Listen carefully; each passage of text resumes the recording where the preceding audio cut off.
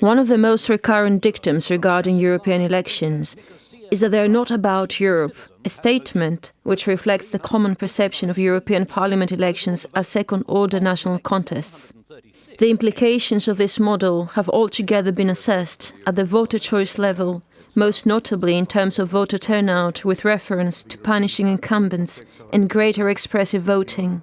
Along the same line, attempts to create expectations concerning party campaigns and media coverage, which in turn plays a role in generating the Europe-shaped hole in EP election campaigns.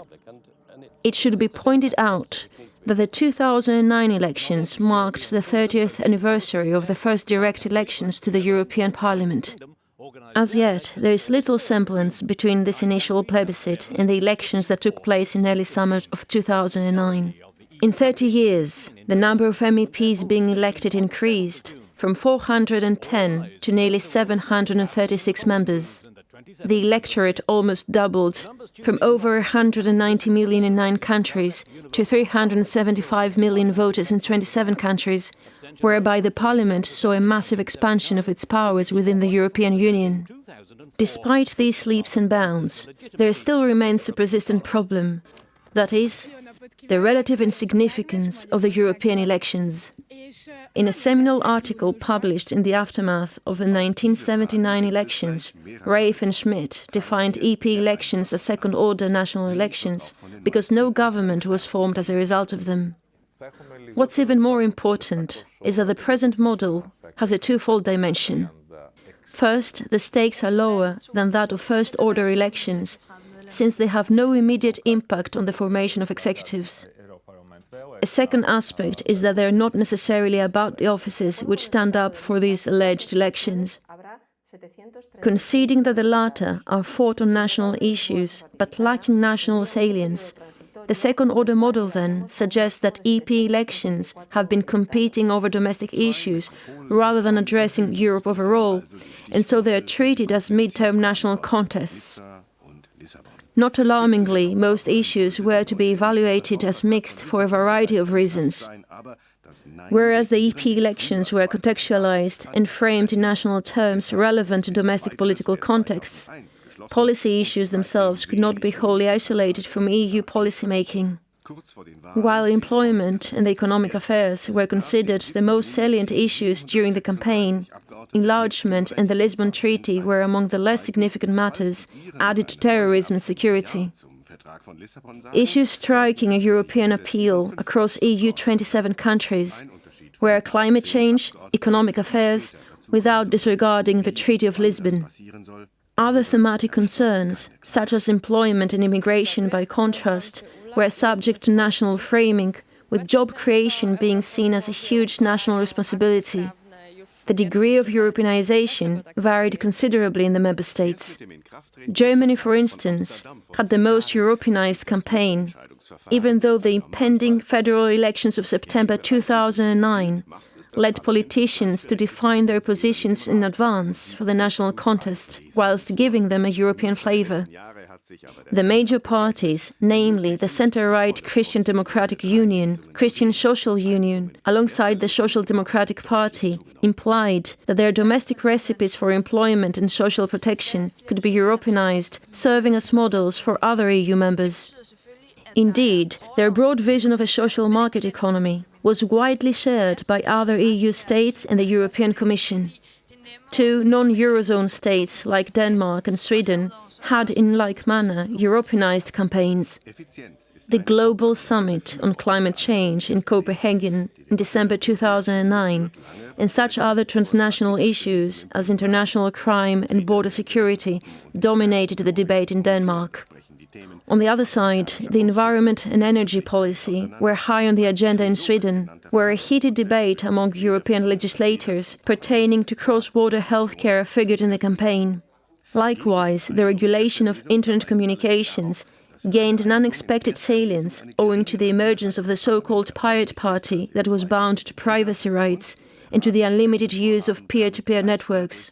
It goes without saying that domestic divisions over Europe in the Czech Republic and in Finland also created the impression of great European prominence in the EP campaigns.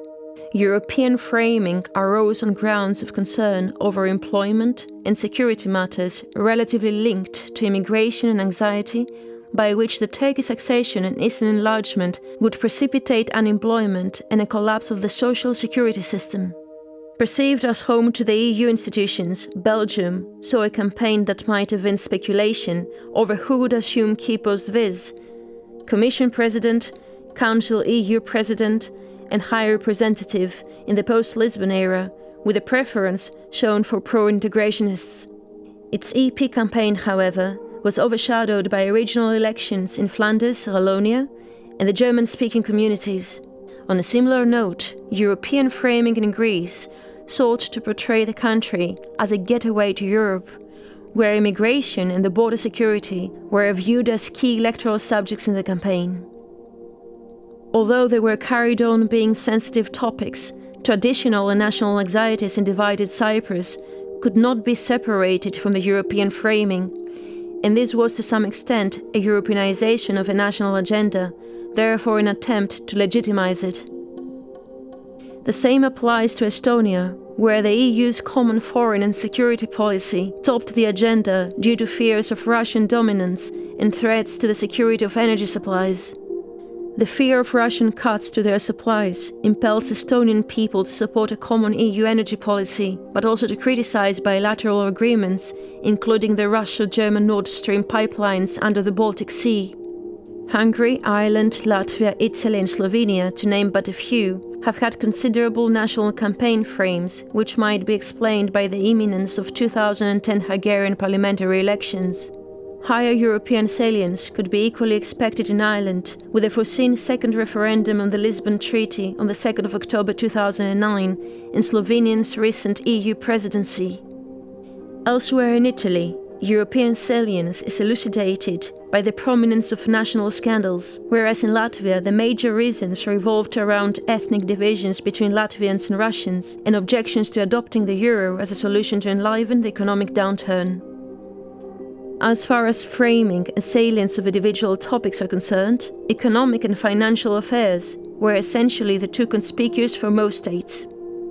So far, national and European framing tend to present countries clustering at the extremes of the horizontal axis, with national framing prevailing in the Mediterranean coast of Spain, Portugal, Italy, Slovenia, Malta, Sweden, Poland and Estonia, and European framing in Belgium, Germany, the Netherlands and Denmark, the Czech Republic, Slovakia and Romania.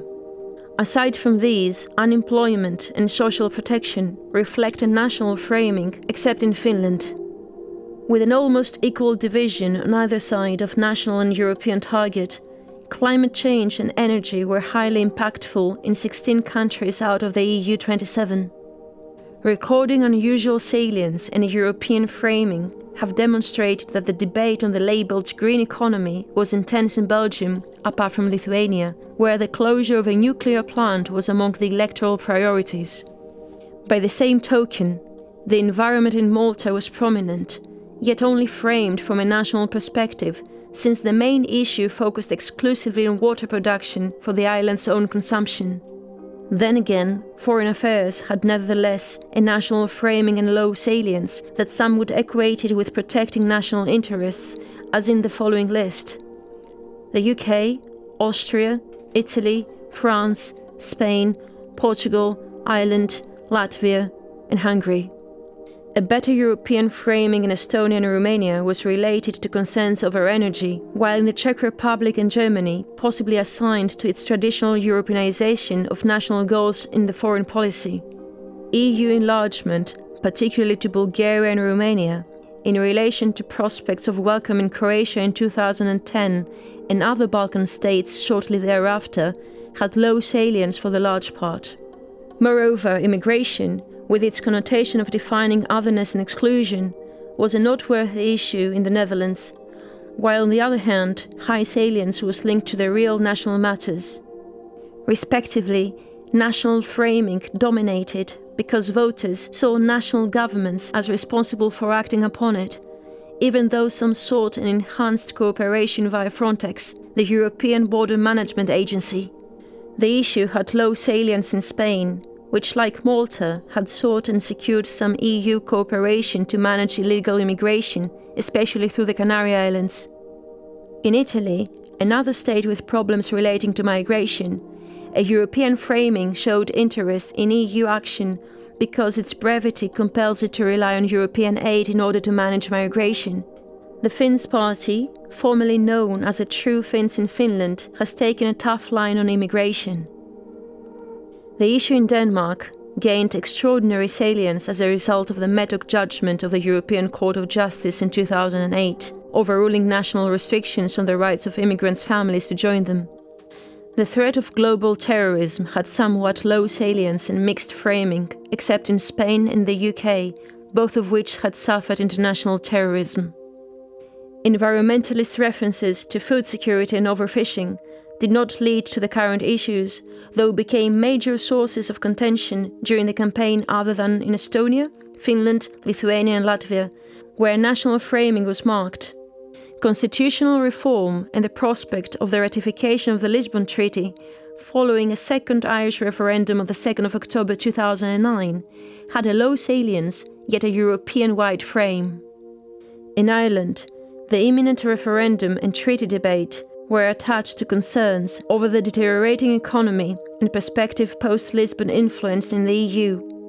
After the Irish revote in the UK, a referendum of the treaty was a key electoral theme bound up with the ambiguous position of the Conservative Party. Owing to its EU presidency and continent-wide awareness of Eurosceptic pledges by the president, called Václav Klaus, a European frame gained dominance in the Czech Republic. Approaching salience and framing of issues as key matters for the 2009 to 2014 legislature yields two interesting conclusions. First, areas which have been subject to increased cooperation, such as foreign affairs, cross-border security, counter-terrorism and immigration, are still of nearly low European salience in EP elections and are framed from a national perspective.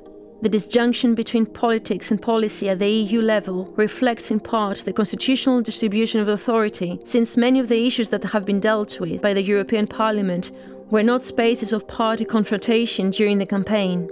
To a certain degree, this is because coalition and consensus building are the norm in the EP, and also because national parties and campaigners are not necessarily well informed about the EU policies nor about its origins. Even core EU policies failed to generate EU-wide interest, echoing perhaps their differential impact in the member states, the relatively unengaging and semi-visible way policy that is believed to be made, and the differential mediation achieved by the media. And secondly, the presence of Eurosceptic parties does not necessarily mean that an EP campaign will be constrained by exclusive national matters. The more EU issues have become domesticized, the more domestic issues have become Europeanized.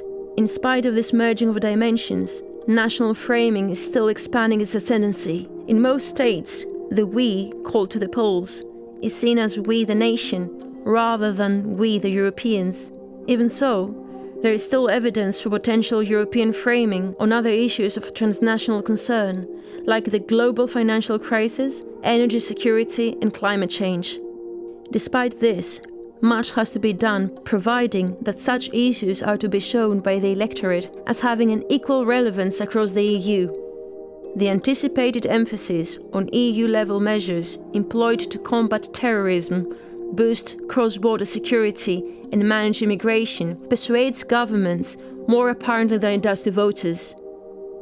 The EP of the post-Lisbon era should help to increase the areas of pan-European contestation in line with its significant role in shaping European legislation, its stauncher interrogation of Commissioner designates, and above all, its intention to track their performance and seek to oust by any means necessary individual commissioners instead of the entire Commission.